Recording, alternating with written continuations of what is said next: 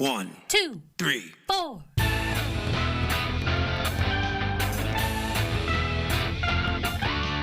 Monster movie. Fun time, go!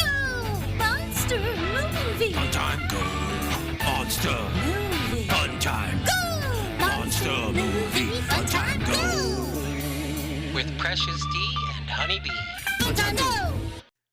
Hello, ladies and gentlemen, boys and girls, friends and neighbors. Welcome to Monster Movie Fun Time Go. I am one of your hosts, Precious D. And I am the other one of your hosts, Honey Bee. We are two best friends making our way through the history of kaiju movies, starting with King Kong in 1933, and now we are all the way up to 1982 Wow, we. with a movie called Q, also known as Q, the Winged Serpent. But before we dive into this movie, we got a couple of things. We got some things. We're going to have another one of our role-playing game interviews a little bit later in the show. Yay! We have an interview with a husband and wife writing team, Oh, Sean Tate Bircher and Robin English Bircher.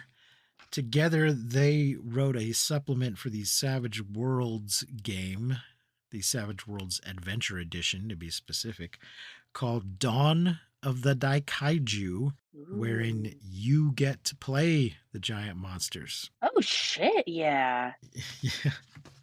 So we've got an interview with them coming up in just a little bit, but before we get to that, we got some kaiju news. Kaiju news. The big news is that Tell us, what is it? Tell us, what is the news?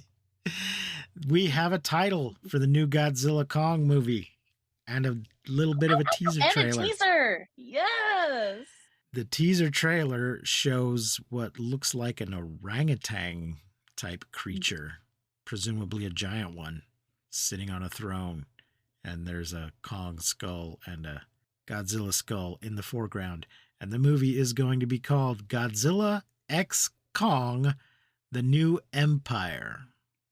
I think X is a thing they tend to do in Japanese. Instead of putting verses, they put X. I don't know, because I kind of feel like maybe this is a more Godzilla and Kong situation. Godzilla multiplied by Kong? Is that what the X is? I'm just saying I see that in a lot of Japanese like anime titles. It's something X something. Mm-hmm. And I think some versions of some of the movies we've watched are that, or somebody against somebody instead of somebody versus somebody. I was just thinking maybe because it wasn't versus and because it was the X, that maybe they were going to be on the same team. Yeah, but I don't know why they wouldn't just call it Godzilla and Kong.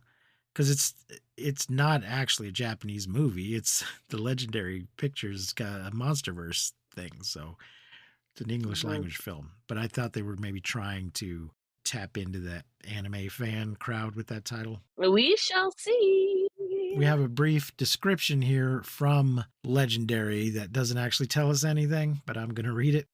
Godzilla X Kong, The New Empire is the thrilling fifth film in the MonsterVerse series and sees the legendary titans Godzilla and Kong team up to face a world-ending threat so terrifying that neither could survive alone. The epic new film will delve further into the histories of these titans, their origins, and the mysteries of Skull Island and beyond, while uncovering the mythic battle that helped forge these extraordinary beings and tied them to humankind forever. Godzilla X Kong, The New Empire will transport audiences into the unexplored depths of a brave new world of spectacular new monsters, heroic adventures, and awe-inspiring set pieces on a scale unlike anything ever seen before. This promises This promises to be a true cinematic spectacle that demands to be seen on the biggest screens possible. The movie industry lately has really been pushing everybody to get back into the theaters. Get In fact, back in there. when It's I the actually cinematic experience. When I went into an actual theater, not the drive-in, to see the D&D movie, about a month ago now, I think. We went to the advanced screening for Amazon Prime members. There was a little thing before the movie where the cast of the film thanked us for coming to the theater to see it and called us the true heroes, which I thought was a bit much. Like, does that mean if I'm a hero, does that mean I am risking my life by coming into the theater and maybe I shouldn't have? Because otherwise, why am I a hero just for going to a damn movie? A couple of other kaiju news things. There's a trailer out for the next Ultraman series called Ultraman Blazer, which starts July 8th. And finally, the Power Rangers reunion movie debuted this week on Netflix. On Netflix, right? Yeah. Yeah. I heard about that. Did you watch it? I did not, but I know somebody who did or who was going to. They were the ones who told me about it. Oh. So I did hear about it, but I did not hear how it went. Did you watch it? I watched it. I don't really give a crap about Power Rangers. I've been trying to give a crap since we started this show. So I went ahead and watched it. It was Power Rangers with all that implies. Yeah, I'm excited to see it. I think if you like Power Rangers, you will like it. If you're an older person who knows the older characters, you'll get all the nostalgic feels. Yeah, because wasn't there some like original cast members in it? Yeah, it's the whole ones point that aren't dead. Yeah. Yes. Well, and there's some acknowledgement of the ones that are dead. Well, one of them had not yet died when they made it. But for whatever reason had declined to be in it. Oh. The other one has been dead for several years now, so they knew. Yeah. They knew that she was gone, and they kind of structured the story around that. They addressed the character's death in the film. And then there's a nice little, stay tuned at the end of it, there's a nice little tribute. But it's still Power Rangers. It's still badly acted. It's still annoying voices. And in a way, the effects are worse because the big giant monster battle is CGI and kind of crappy CGI instead of a couple of guys in suits. Woohoo! So, I'm excited to see it. I'm certainly not telling anybody not to see it. I'm just trying to warn you. It didn't break any new ground. It is absolutely the Power Rangers you're expecting. Yeah. Yeah, me and Topher were the ones that were talking about it. Shout out Tofi. And we were like talking about how it was going to be exactly that. Just like super corny and cheesy and all of the wonderful things that the Power Rangers are. And there was a couple people in it that I think I was supposed to recognize, and I did not. Wah, wah. Some of them I knew who they were. Some I had kind of looked up who they were. And then there was these other two people that I'm like, all right, clearly I'm supposed to know who these guys are, but I do not. All right, so we'll take a quick little break, and then we'll be back with our interview. And after that, we'll get into the movie. Woohoo! Yeah!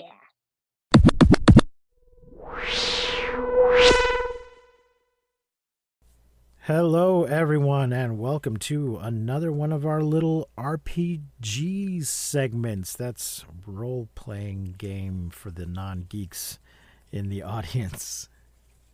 Today, I'm going to be chatting with the husband and wife team of Sean Tate Bircher and Robin English Bircher. And the reason we're talking to them specifically is they have written a supplement and adventure for the Savage Worlds game, the Adventure Edition, called Dawn of the Daikaiju. Welcome to the show, Sean and Robin. Oh, thanks for having us. Thanks. So, you're a married couple. You work on RPGs together. How did that happen? Shared interests is what brought us together in the first place, basically. Okay. I thought that might. So one of you didn't convert the other after the fact. You were. That's what brought you No. together. Do you want to tell the story, or do you want me to tell the story? You can tell the story. Okay.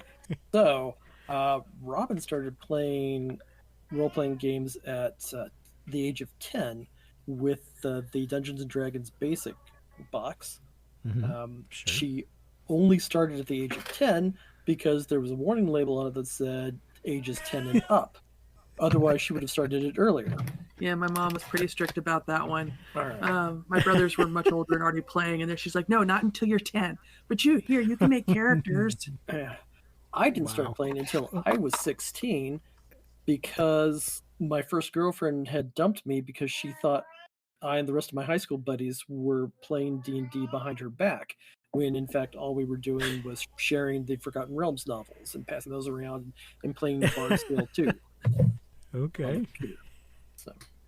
I also began with the basic Dungeons and Dragons. I don't remember exactly how old I was, but I am the oldest of my siblings, so I was the one that introduced some of the younger ones to it. It was sometime in junior high, I think it must have been. Okay, I mean, Early 80s. That sounds reasonable. I was just a late bloomer on it, and Robin was right there from as early as she could possibly be. Well, that's great. So obviously, you guys moved from Dungeons and Dragons to other games, such as Savage Worlds. What brought about this particular supplement? Did they approach you, or did you pitch it to them, or what? At the time, we had been working with Pinnacle Entertainment on a couple of other things. We had come in to pinch hit on Savage Rifts after the original developer had to drop out of that.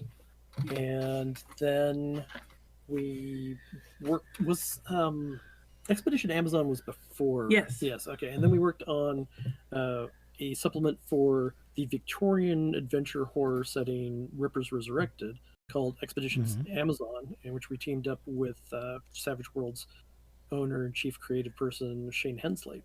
And I was just like on Facebook and posted, man, I'd love to write a role-playing game where you play the monsters instead of where you play the giant kaiju instead of mecha pilots trying to defeat them. And Shane said, okay, sure, let's make that happen, because he's a fan too, though Shane is more of a fan of like 50s style atomic horror than kaiju quite as much as me.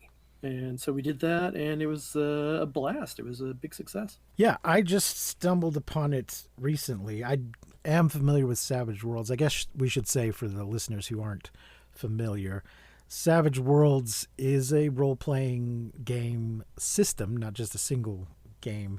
It's a sort of a generic system that you can use to play in pretty much any setting. So it's not just Dungeons and or Dragons. You can play in the future, in the past, in alternate timelines, alternate realities. The Weird West is one of their more popular settings. I had the original Deadlands pre-Savage Worlds, and I have the current version as well. I have a lot of Savage Worlds stuff on my shelf, but as we all know, role-playing games are not for playing. They're for putting on the shelf and looking at and contemplating when you will have the time to play them. Yeah. No, I get that. I have we have a lot of more indie games that we buy because we swear we're going to try some other system, and then we just wind up playing Savage Worlds. Now, I do play like 4 times a week. Awesome. Which is still not enough time to play everything. So I haven't played as much Savage Worlds as I would like. It was the Flash Gordon one that finally pushed me over the edge. I had some Savage Worlds sitting around, thinking about it, looking at it every now and then, but it was that Flash Gordon one that finally did it. Flash Gordon is a good choice. Scott Woodard, the writer, is a great guy. Yeah. And also married to one of Grogu's puppeteers. Wow. That's great. So I do also have these Rifts books that you mentioned, which is a story in itself. And that Rifts is a game from a completely different company. Yes. That rather famously doesn't like to let people play in his sandbox, and yet decided to let Savage Worlds adapt the setting to the Savage Worlds system. Yeah, a move that I think has been very successful for them. For which Savage Worlds Well, both, or honestly. Rifts or Yeah. both? Yeah, yeah, Yeah, Palladium's Hey. definitely benefited from the renewed interest, and yeah. the Kickstarters have brought in a lot of money for Pinnacle. I mean, I threw some of my money at that, and one day I swear I will play it. So yeah, tell us a little bit about Dawn of the Daikaiju. So, Dawn of the Daikaiju is inspired by the Heisei era Gamera movies and the legendary Monsterverse primarily. Oh, And okay. you are playing Daikaiju that are in a lot of ways kind of part of Earth's defense system, the Gaia theory, as it's called, where the Earth itself is an organism practically. And so you find your version of Monster Island attacked by Decapodians from Futurama. Just kidding, but they are crab people from outer space. And go on a series of adventures as they destroy much of the planet, and you wander in and beat up their monsters in Mecha. Like you do. Yeah. So yeah, there's rules here for creating your own kaiju, but there also you can download some pre-made kaiju from Yeah, the website. We'll put links to all of that in the show notes. Oh, cool. Yeah, the pre-generated kaiju are pretty obvious types. There is a bipedal, ocean-going, tempest-breathing dragon type. There is a flaming bird with I forget if Suzaku even has any healing powers in that version. I don't remember. There's a giant turtle. Yes. Genbu. Yes, Yes, Genbu. Yako, a cyborg monster who's more Mecha Godzilla than Gigan. Emperor Wukong, a giant golden ape. And then The doctor. Yeah, Dr. Irwin. Dr. Irwin, who is named after the director, I think it's the director of the Blob, the 1950s version, because Shane wanted a blob. Shane wanted a blob. Shane wanted a blob. Yeah, I thought that was the case. I suspected that's where the name came from. So yeah, like I said, I've been researching a lot of these games. Some of them let you play the monsters. Some of them want you to be mechas fighting the monsters. Some of them give you the option to be one or the other. Playing the monsters can be a little difficult, so I think you guys have found a good hook here for how to give the monsters an adventure. Yeah, it's almost impossible to do exposition with monsters. So between every adventure, or at the start of every adventure, there is like an old-timey radio script, a cutscene for the players to read out loud in the voices of the humans who are witness to everything. And so you follow their adventures along at the same time that you are actually running all the combat and even social interaction scenes as the kaiju themselves. Yeah, I saw that part. I haven't read through the whole book yet, but I did see that part. I quite like that. I also like the name of the director, Emiko Tanaka. Seems like those two names might be referenced to something. Yeah. Well, Tanaka doesn't get enough credit as producer of the classic Godzilla movies. Yeah. Well, and the first name comes from the original Godzilla movie. So I like that combination. You say this is more inspired by the Heisei era? Overall, it takes a more gritty, animalistic approach to the kaiju that's more reminiscent of the Heisei and Monsterverse eras. I'm not going to say that it doesn't draw a lot on our mutual love of the late 60s, early 70s Showa era movies, and the Hanna-Barbera Godzilla movie, which we watched as kids. I mean, cartoon, Saturday morning cartoon. The cartoon, yeah. Yeah, so there's we covered that there's certainly recently. yes. I actually listened to that episode. That's the only one I've had a chance to so far, but I decided that would be a good Oh, starting okay. point. Okay. Well, we're making our way through the whole thing chronologically. We started with King Kong. So we are just about to get into the Heisei era. I personally have seen all that stuff, but my partner Honeybee has not. So She's we probably gonna have Gamera movies. got, I'm not so sure about the Godzilla ones. yeah, yeah. We've got the Return of Godzilla coming up pretty soon here in just a couple of weeks, so we'll be getting Awesome. into that. I told she in general likes Gamera, so I told her it gets better the upcoming ones. Most definitely. I was pretty salty about the one we just watched. So. Well, it was Queen Kong, man. I don't blame you. Yeah. It was no, not that one. No, the Gamera one. I mean that we just watched. Gamera Super Monster? Gamera Super. Yeah. Yes, I was very upset. Clip shows pissed me off. I'd say, as a lot of the Gamera movies are fun both in of themselves and also as good riffing material for Mystery Science Theater 3000. But Gamera Super Monster is not good. And I think even MST3K would find it really hard to get through. She managed to enjoy it, but I'm like, I've seen these fights before. This is how dare you? It was just an ignoble end to the era. So, do you have a particular favorite kaiju or favorite kaiju movie? Either of you? I'm just always been a huge Mothra fan since I was a little kid. So there's just something about the kaiju that sweeps in and saves everybody. I don't know.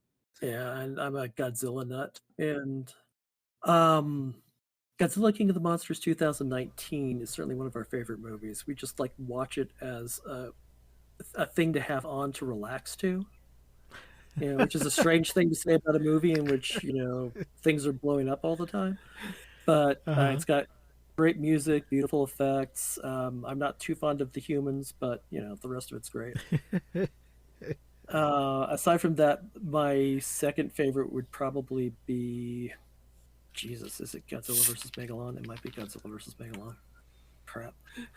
That's a weird thought. It used to be Godzilla versus Gigan, but I don't know. There's something so weird about Godzilla versus Megalon. I mean, it's just beautiful. If you've seen the Criterion Collection version of it, it's just a gorgeous looking film. The colors are magnificent, and the car chases are actually pretty good for the budget they were on and stuff like that. Mm-hmm. So it's actually kind of fun watching the wacky ass human adventures. Yeah, it really varies from film to film. Sometimes we have little patience for the humans, and we're just like, get back to the monster fight. It really, Honeybee in particular, is little patience with the humans. Do you have a second favorite? Gamera versus Gauss. I like that one. The classic one, or do you mean Gamera Guardian of the Universe? Yeah, Guardian of the Universe. Okay, yeah. Oh, no, I don't believe that's a very, very good movie. Okay, all right, fair enough. I recently acquired a Jet Jaguar figure on clearance at Target. It was on clearance at Target, so I was like, "What the hell?" He's got maybe 4 total points of articulation. He's terrible. His knees don't bend. So the pre-gens for Dawn of the Daikaiju come with some paper minis that are all approximately like 3.5 inches, 3 3/4 inches tall. The reason they're specifically that size is because I was using the Bandai Godzilla 50th anniversary figures. They weren't blind box when they came stateside at any rate, but the 3.5-inch figures that they made as minis when we ran playtest. And because Super 7's been doing those Godzilla, Toho reaction figures, I have, for the last couple of RPG conventions that we've gone to, run a new adventure called Dawn of the Daikaiju Apes a Poppin', which is very much based off of the early 70s movies instead, and Jet Jaguar is one of the playable characters. And so I've been using the little 3 3/4 inch action figure they've got of him as one of the minis for that. Okay. I think I have some of the ones you're talking about. The ones I got were just Godzilla, and they were blind box, and they were got different Godzillas from different periods. Yes. Yeah. And I popped the classic Godzilla off of his base and reattached him to a 1-inch square base to use him as a what do you call it? The dragon guys. Oh, in D&D. Dragonborn. Yeah, Dragonborn. There you go. Yeah. To use he was my generic Dragonborn figure in D&D games. I used to run organized play in a store, and if anyone came in with wanting to play a Dragonborn, I'd go, boom, there you are. you are Gojira. Reactions varied. I can imagine, but that would be hilarious. Yeah. Yeah, because every time we run Dawn of the Daikaiju at a convention, any of the variation games, that gets a lot of attention Yes. with those figures. People love playing with the toys. Yeah. At Halloween, I got this box of cheap figures that was just like, a dozen monster figures, and one of them is very clearly Godzilla. Another one is very clearly Mothra, but with no licensing whatsoever. On Amazon, if you search for Godzilla cake toppers, you can get some of those like 3.5-inch figures that are, again, clearly not licensed correctly, but you could get 8 of them for $25. It's insane. Oh man, I'm gonna look into that. So I'm thinking of using these. If there's an opportunity to run some tabletop stuff at G Fest, I might take these guys along to use. They'd fit on a grid pretty easily. Take down the Daikaiju, run it for us. I might do that. I'm also looking at. I have this old. Have you ever heard of Monster Island, the game of giant monster combat? I think I have heard of it, but I don't know much about it. It's by Firefly Games, which is no longer in existence. So I thought you might have heard of it because the first supplement for it, the second book, is called Escape from Monster Island. But if folks, the listeners have no idea what I'm talking about. One of the chapter headings in Dawn of the Daikaiju is Escape from Monster Island, but that's also a title that one was not influenced. Stumble upon. Yeah, that was just great minds thinking alike. Yes, I was thinking that's a title one might easily stumble upon independently. Yeah. Once the idea of Monster Island exists, then escaping from it follows naturally. But some of these other headings are references, so I thought maybe that one was. Yes. Like Rampage and War of the is Defenders of the Earth a Flash Gordon reference? Chapter 2, Defenders of the Earth? That's true. I think it's also more of a Gamma reference, too. That's true. He is. Oh, yeah, Defenders. That's right. Yeah, the Defenders of the Earth, that was from Gamma. Defender of the Universe. From Gamma. Yeah. That's why it's immediately followed by Attack of Legion. Okay, fair enough. Are you guys working on anything right now? We are currently both contributing to an upcoming game an upcoming Savage World setting from Star Anvil Games, Star Anvil Studios, called Saints and Sinners, where Saint is all in caps and Sinners is spelled with a Y. It is space opera noir, where you are playing a bunch of criminals, either reformed criminals working for an undercover organization called Saint, or just members of the syndicate who call themselves sinners, and doing crimes and having fun and got laser swords. Yeah. I'm looking that up right now. Is this a tiny D6 thing that you are adapting? Yes. To Savage Worlds? Right. It was originally published for Tiny D6, and I am mainly doing rules adaptation because expanding from Tiny D6 and its very abstract model to Savage Worlds and its much less abstract model requires adding a lot of stuff. And Robin did a section on the Syndicate. And the corporate worlds. Yeah, defining them a bit Yeah, more. everything's been being expanded from the Tiny D6 game to some degree. So even those of us who aren't doing rules are still getting a little I'm bit. sorry. Of expansion What's being expanded?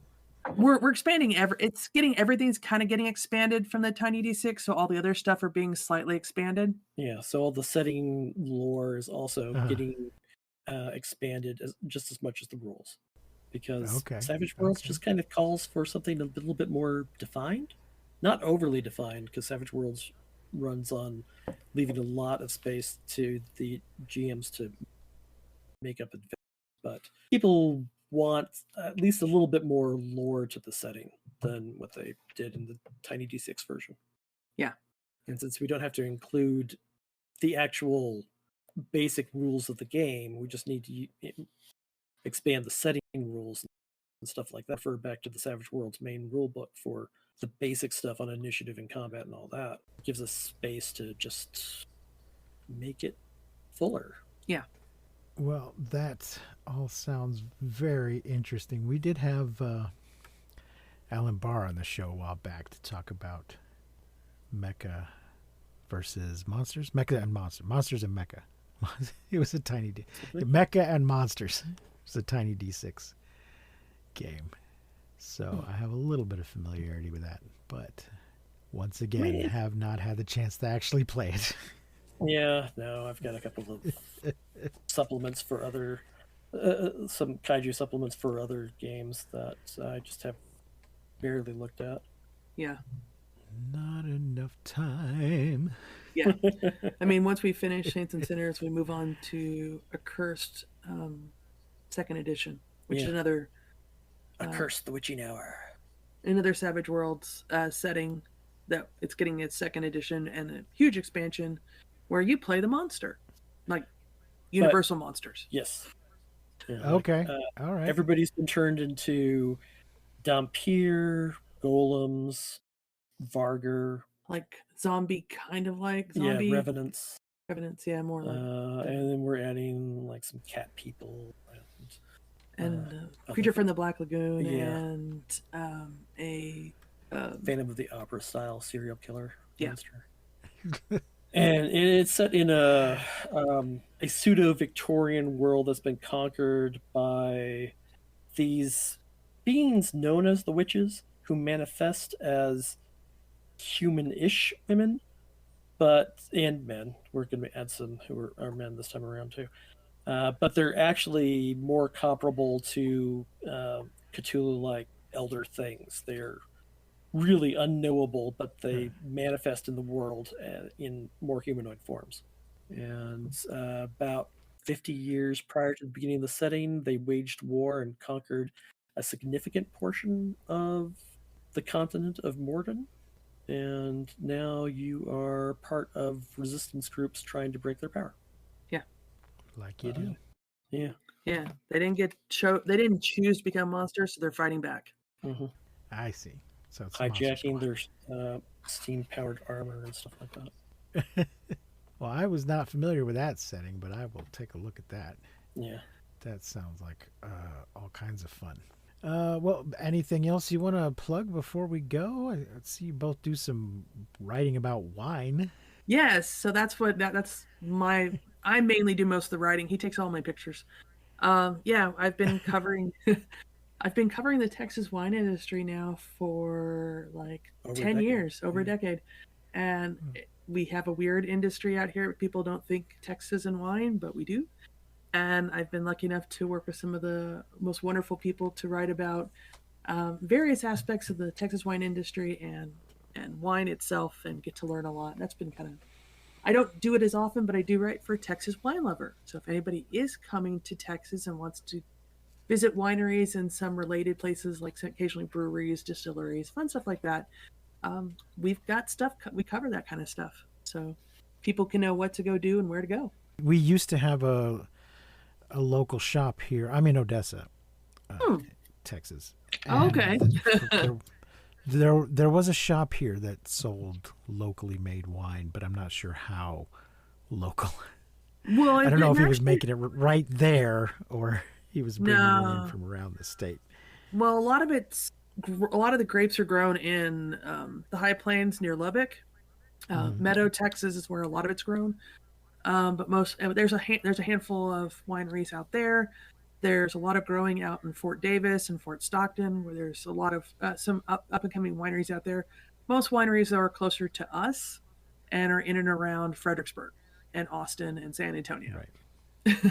Well, I'm sure he wasn't growing the grapes anywhere nearby. No, yeah, I wouldn't. But I don't know if he was. I don't know if he was bringing them. I mean, Odessa's just a barren wasteland. There's no. It's not enough water to grow any grapes. But I don't know if he was bringing them in from elsewhere and making the wine there, or if he was just importing the bottles from elsewhere. Well, most of the wineries do tend to have other people in the state grow. There's a lot of massive growers, and that's primarily what the growers do. But now most of them also have their own wineries too. But yeah, most wineries get grapes from other Texas grape growers. So most of our friends who run wineries out in the Hill Country, I would say at least half of their grapes or more come from the Lubbock area. Yeah. Well, we'll put a link to that up on the show notes as well. So I recommend to anybody who's interested in role-playing games, I do recommend Savage Worlds. I have actually played some of it. It's a lot of fun, and certainly you should check out Dawn of the Daikaiju. At the very least, you can download those pre-made characters and figure flats for free, so you could kind of check it out first before you buy it if you want to do that. We'll put, as I said, links to all of that stuff. I'm going to try to run this for my group soon. Cool. Maybe we'll even stream it. Who knows? Yeah. knows? I mean, if you need a guest GM or anything like that, we could probably manage some time for that. Yep. It is one of our favorite projects. All right. I've been talking with my group about the possibility of streaming some stuff, but we haven't committed to it yet. So, but it's something we're looking into, particularly if it's stuff we can tie in to this show, then we might do that. I did for another interview. I did run them through a game and then have them all chat about it afterwards because it was a new system. So we kind of did a group review of the system. So and Savage Worlds also has a very robust community content system called Savage Worlds Adventurers Guild, swag. I've got some products there. If anybody's curious, they're pretty cheap, and the money goes directly to me.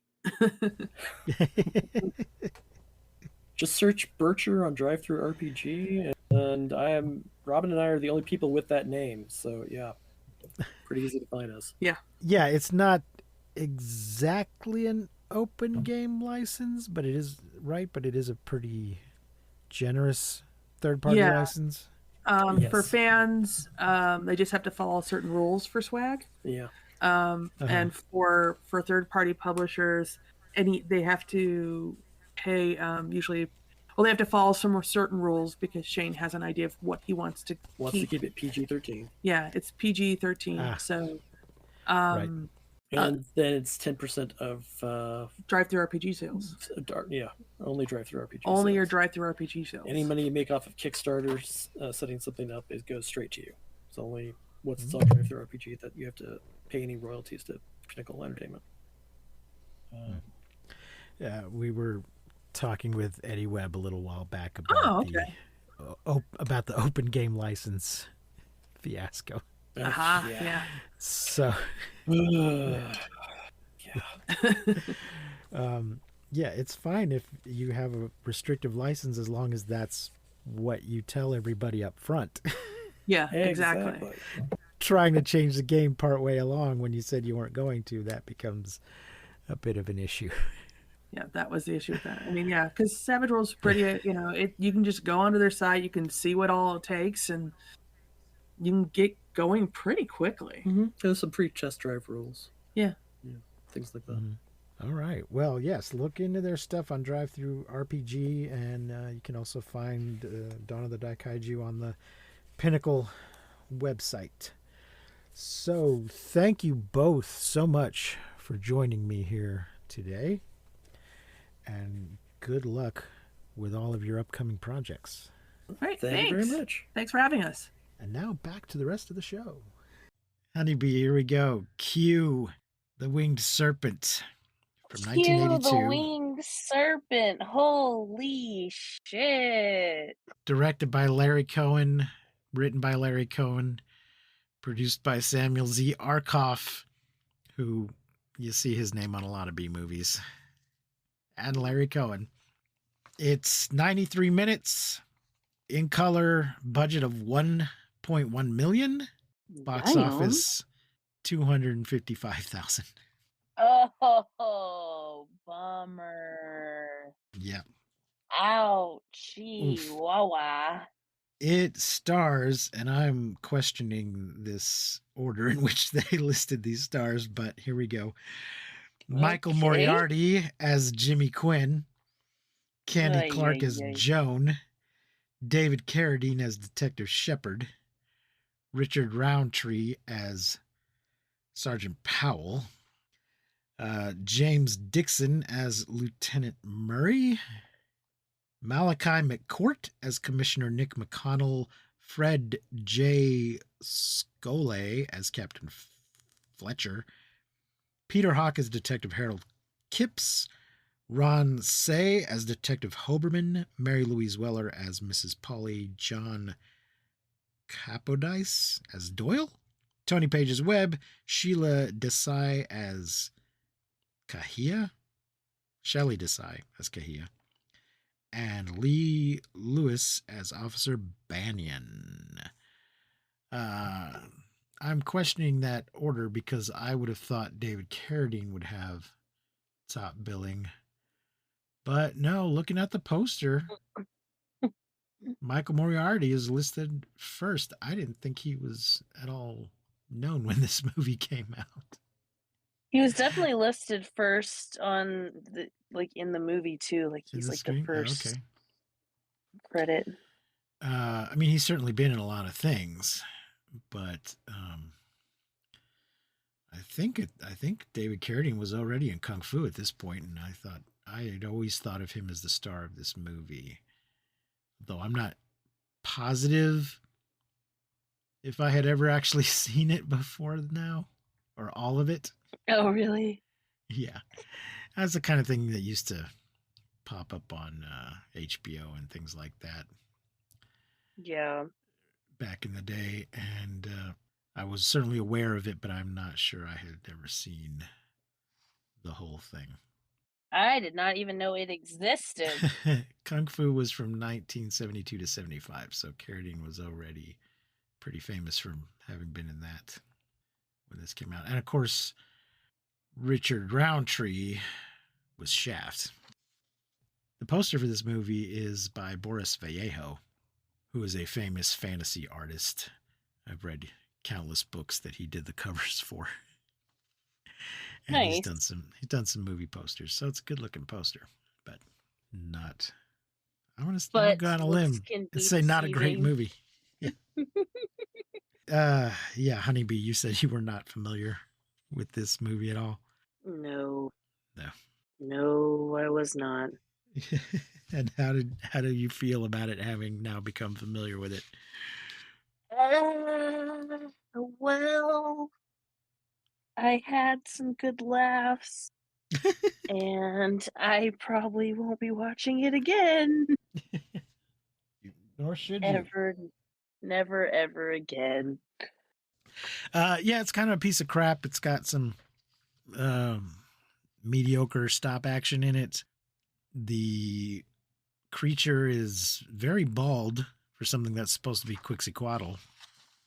Because very bald. well, Quetzalcoatl is It's not naked. Quetzalcoatl is not just a winged serpent, but a feathered serpent. And in fact, some depictions of him don't show him with wings, but still show him with feathers. So I don't know what they were.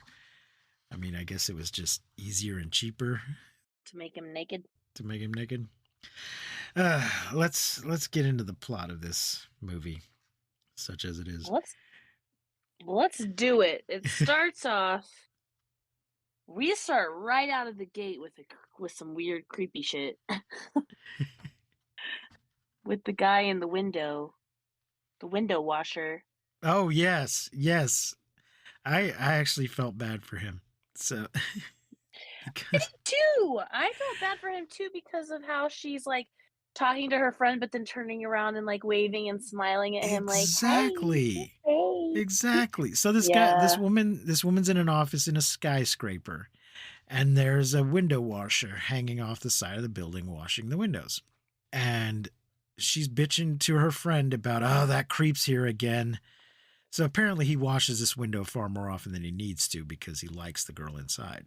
Yeah, but he kind of has the go-ahead, it seems Exactly. like. So on the phone, she's telling her friend how creepy and annoying it is, but then she keeps turning around and smiling at him and waving. So she's leading him to believe that it's okay and that she enjoys seeing him because she doesn't make a face until she turns back around. And all she has to, and he can't hear what she's saying.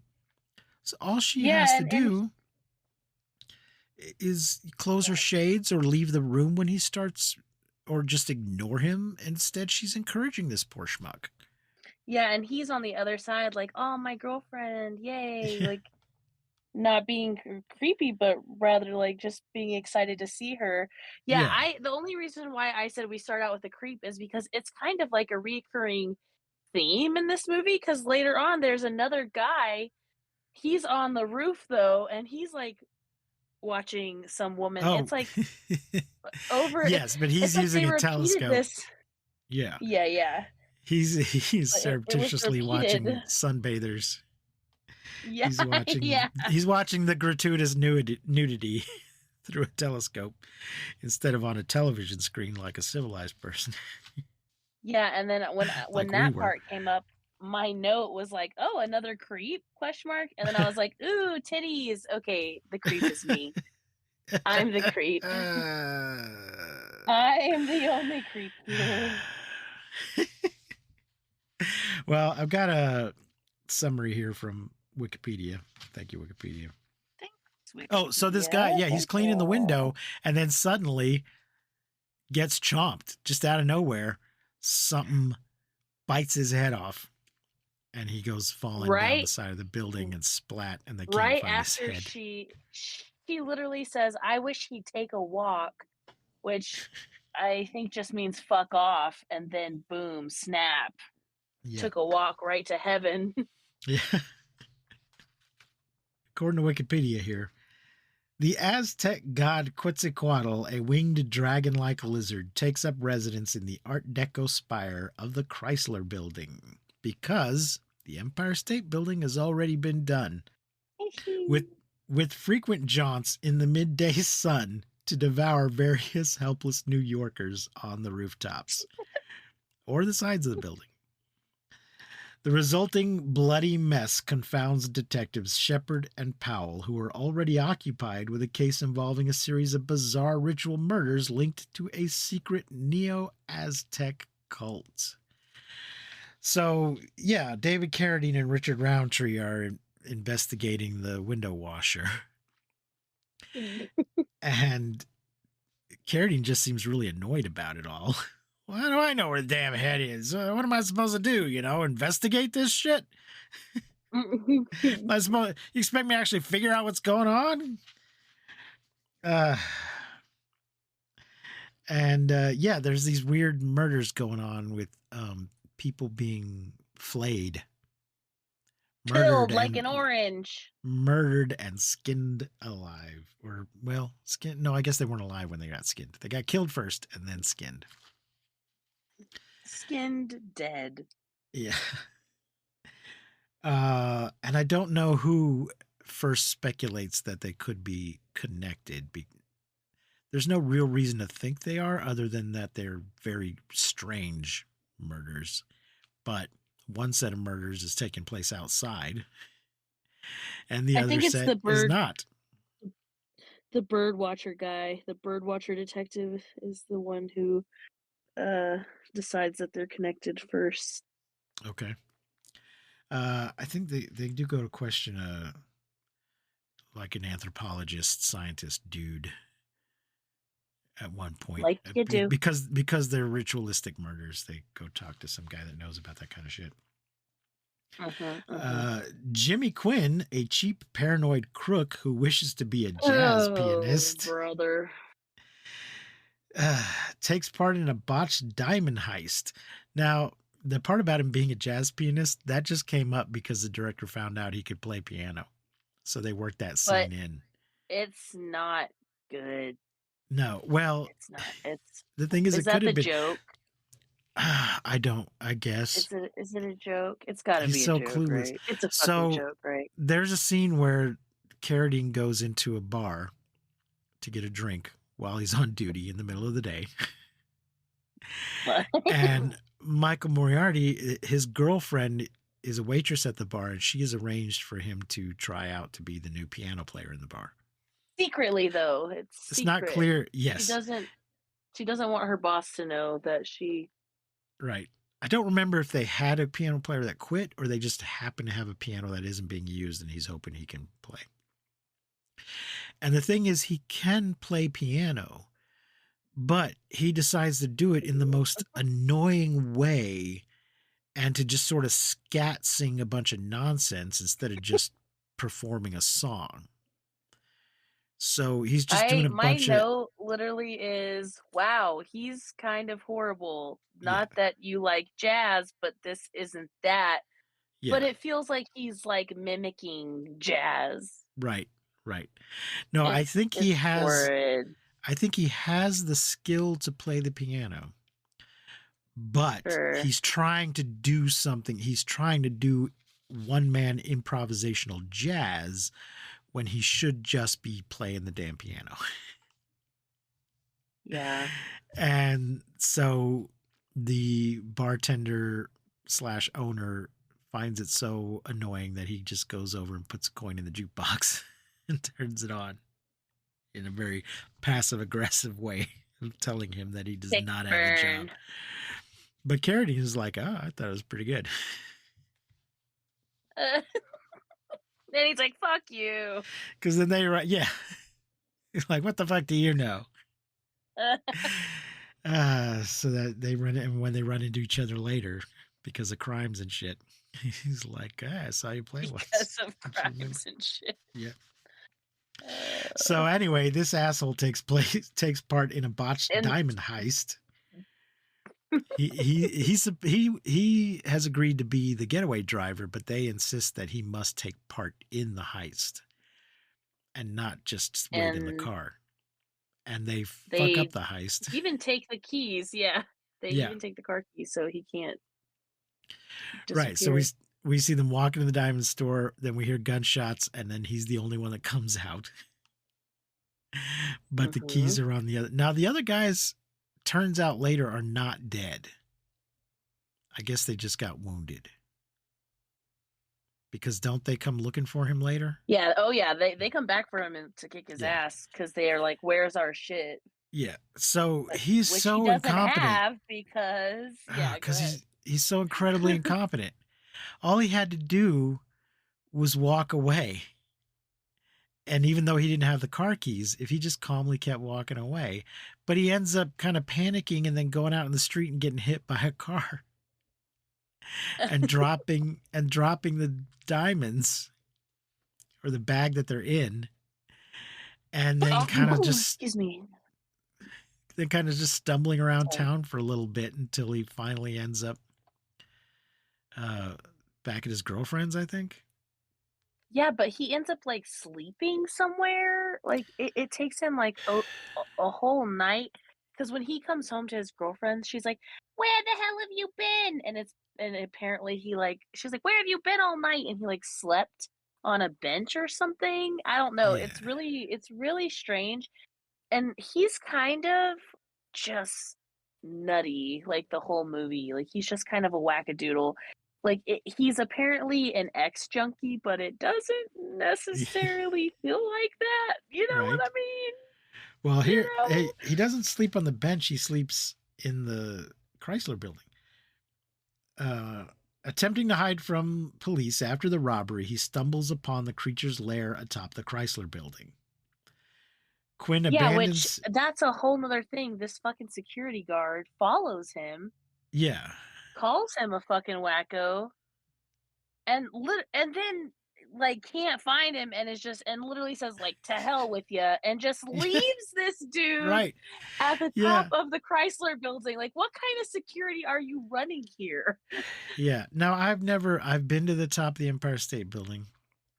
I've been almost to the top of the World Trade Center when you could still do that. And I've never been to the top of the Chrysler Building. I want these floors to shine like the top of the Chrysler Building. So I have no idea what the spire.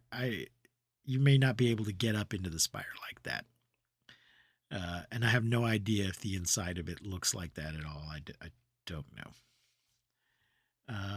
Did it say? I think maybe they do though. Yes. Yep. Was shot on location in and around New York City's Chrysler Building and uses the interior of the building's tower crown as a primary location. Aw. So I think Cool. I think that's actually what it looks like. Though the owners initially refused to secure the building to the movie's production, they finally relented and agreed after they were offered an $18,000 fee.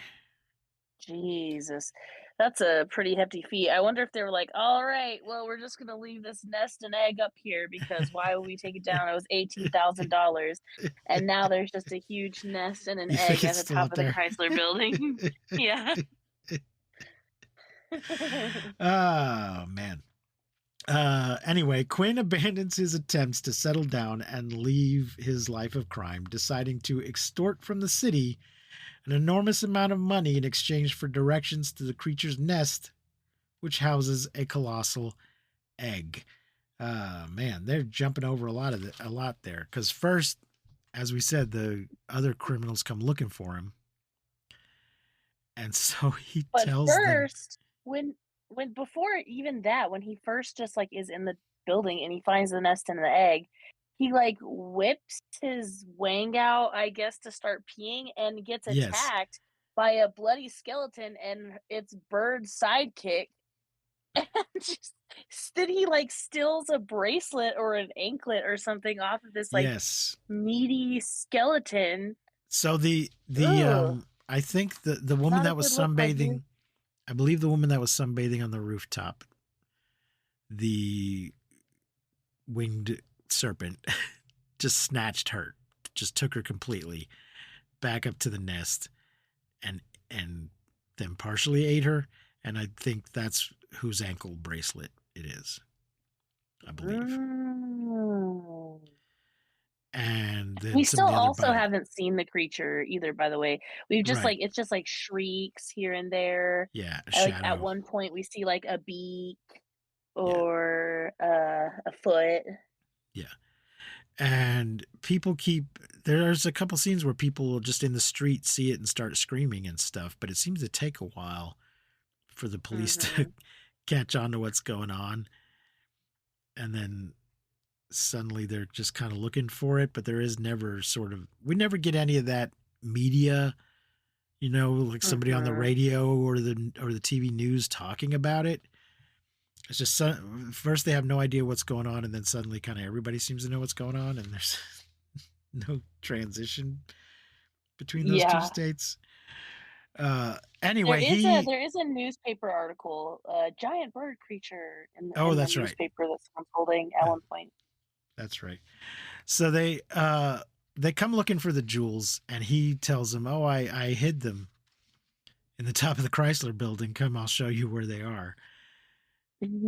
Planning to just lead these guys to the creature and let the creature take care of them, which it does. And Brilliant. this is another movie that I kind of had to take in bits and watch part of it on my lunch hour, so I think I might have dozed off. I kind of missed the part where he decides to try to make a deal with the city. Oh. Well, I saw the scene where he is making the deal. But did I think I missed something with either they arrested him for something else or does he go to them or do they bust him? So they bust him first. Okay. They arrest him first. And then he's like trying to like hold the secret. He's like in jail and like his girlfriend comes and visits him and she's like, "You gotta tell him, people are dying." And he's like, "But I can't. I've been a nobody my whole life. And with this secret, I'm gonna take it. I'm gonna like blah blah blah." And so then he goes and he like uses it as leverage to like quote unquote become this somebody or whatever. But yeah, I saw that maybe stuff. you dozed off. I guess I saw all that stuff. I guess I just missed him getting busted initially. I wasn't sure how it came up that he had the information. But and what were they busting him for? Did they figure out he was part of this robbery?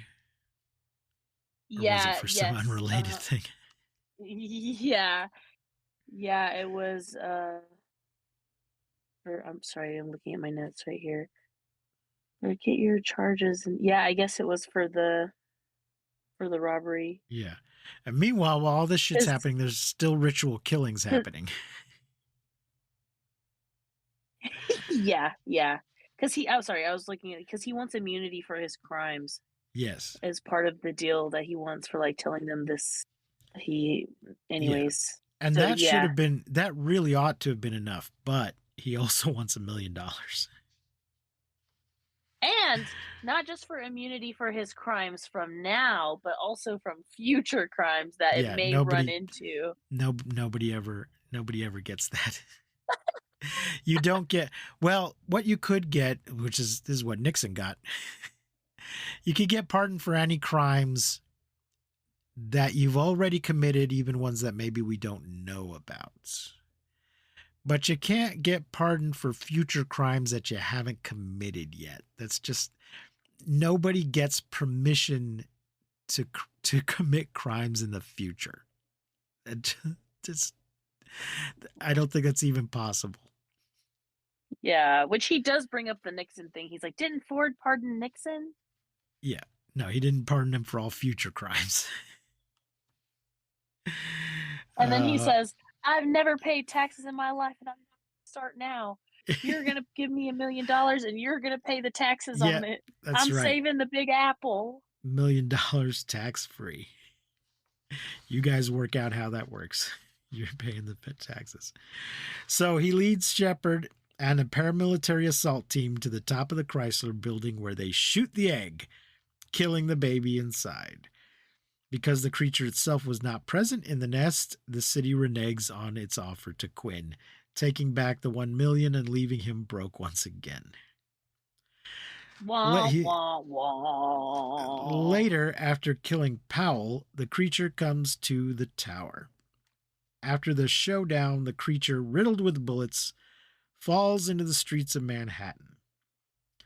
Finally, Shepard shoots the plumed serpent's crazed priest, but it's not a plumed serpent in this version. It's just a naked serpent. It's naked. It should be plumed, but it's not. He shoots like the serpent's baby bird. Shoots the crazed priest who has been committing the ritual murders as he tries to kill Quinn to resurrect his god. Ultimately, a second large egg hatches in a different location in the city. So we get the here we go again tag. So apparently what's been going on, although these pieces are never quite fully put together, we're just kind of left to put them together ourselves, is some wackadoodle neo-pagan Aztec guy that fancies himself a priest has been performing these rituals in order to summon up Quetzalcoatl. but we don't ever actually see that happen. But that seems to be the reason why the monster's there in the city, is because some priest has summoned him up.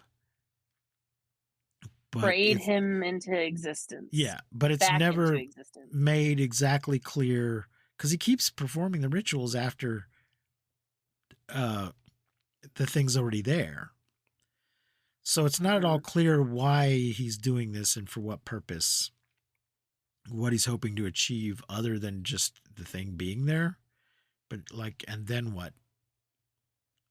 Then you'll rule the world, or he'll just go around eating random people on the street. How is this benefiting you? Yeah. He's like, I just have a pet kaiju. That's all that happens. Yeah. It's very, very weird. Highly It's super weird. unmotivated. Yeah, this movie just really I did not like it. The guy Quinn, Yeah. is that the junkie guy? He just made me Yes. uncomfortable. It wasn't fun to Yes. watch. I I'm didn't like it. I sure. don't understand why it was necessary. It was just kind of gross. This movie just sounds like cringy and just I feel certain that there are Michael Moriarty performances that I've enjoyed, but this is not one of them. Because I mean, yeah, in a way, he's doing the job he's been hired to do. He's supposed to be playing a creepy little shit, and that's what right. we get. But it's just unpleasant Definitely. to watch. Yeah, exactly. Yeah. So He did a great it's job, not it's not his fault. It's like, why did you write this character? This is exactly. we need to blame Larry Cohen. Larry, why did you inflict this character upon us? Larry, what the hell, Larry? And even Yeah, David I just didn't feel Carradine. like there was any pleasant people in this Yeah, at all. Carradine comes off as a dick, Mm-hmm. and that's not at all his persona from Kung Fu. But he just comes off as a real dick. I guess Joan was okay. She was a little Yeah, she was all right, pitiful. but even still, she was she was okay, but the fact that he kind of treated her like shit, and she was like, "Oh, well, I'm glad you haven't hit me in the last couple of weeks." I just Yeah. was, it's just Well, she it kind of does sucked seem too. it seems It like all just kind of sucked. she has allowed him to be abusive in the past, but does reach her breaking point during the course of the film and says, "Nope, Yeah. that's it. I'm done." So that's why I didn't mind her so much, because she does finally stand up for Eventually, herself yeah. and say, "No, forget it. I'm out of here. I don't like I liked you better when you were nobody." Although when he was nobody, apparently he would smack her around a little bit, but he becomes an even when he bigger was nobody, asshole. no, fuck that. Just fuck that. Fuck everybody in this Yeah. movie. It's just a bunch of unpleasant people doing unpleasant things. And the coolest Yep. part of the movie is the kaiju, sort of, kind of. It's like last week we had water dinosaur. This week we have Yep. air dinosaur. Yeah. I mean, it just, I'm And just like, eh. it also is, it's kind of an ersatz King Kong. It's in New York. He's on the Chrysler Building instead of the Empire State Building, but he still gets filled full of bullets and falls to the street to die. There's no Fay Ray exactly. He just chomps any potential Fay Rays immediately. Which, I mean, I'm not complaining about that necessarily, because, like, I love Fay Ray. I think she's great, but we don't necessarily need, like, a love interest, or, like, you know what I mean? Like a dumb blonde, like, walking around doing, like, weird bimbo things that don't make any sense. Right. And, so I, like, appreciate that, but it just felt like there was this feels like kind of one of those movies where maybe something pleasant like that would be okay. I don't know. I don't know. It really it kind of sucked. Kind of sucked. Hate to say it, but Yeah. it was kind of garbage. Yeah. Let's see. I'm looking at the critical response here. It's got 72% on Rotten Tomatoes. consensus. It has to be for like the actual monster shit I don't know. because it can't be for the story. Let's see. The consensus reads Q's campy charms may be lost on audiences who want their monsters frightening, but a game cast and lovingly retrograde special effects give this kaiju romp some majesty. I'm going to hard disagree on that. I did like the effects, like when there's this one point where we see, we don't actually see the kaiju, but we kind of see like a shadowy figure. It's probably the only point that the bird creature looks like a person in a suit. Probably like the only time that we kind of get that feel. And he reminds me of Bird Person from Rick and Morty. Like it's very much like that shape. Uh-huh. Do you know which part I'm talking about? I think so. Was this the priest, or it was either the priest or the anthropologist? Yeah, I or think both. it's the priest. He's wearing a But Quetzalcoatl suit. Uh-huh. I don't know, man. It just it was garbage.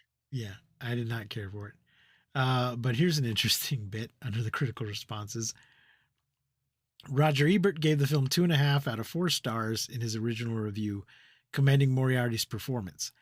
Ebert relates the anecdote that when movie reviewer Rex Reed met the producer, Samuel Ziarkov, Reed told him, "What a surprise. All that dreck, and right in the middle of it, a great method performance by Michael Moriarty." While Arkov replied, "That dreck was my idea."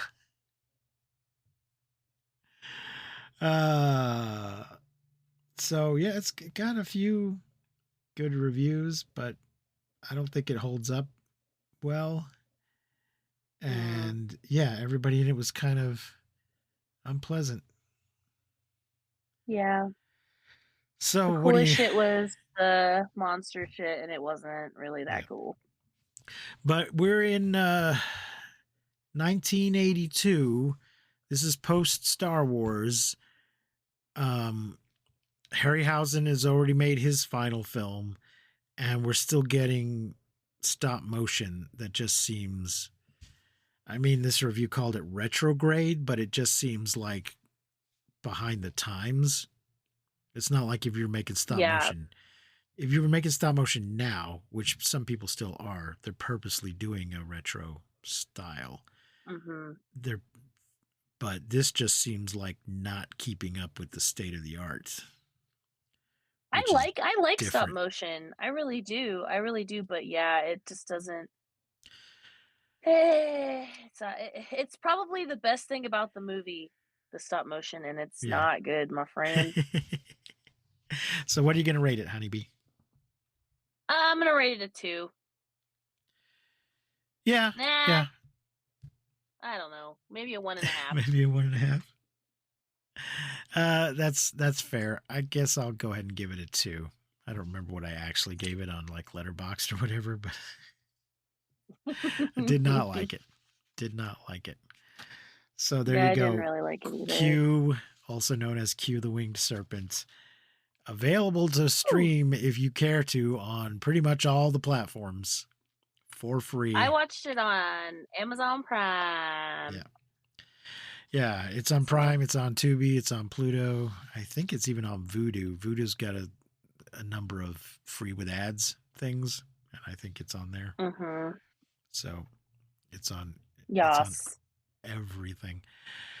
Honeybee, this is what I've decided, the last episode of the season. Which has been going on for a year and a half or so. Even maybe longer, because isn't it June is our birthday? Yeah, more than a year and a half. It's almost May. It's almost June, so 2 years. Yeah, almost. The reason I'm deciding it's the end of season 1 is because next week we will be talking about the return of Godzilla.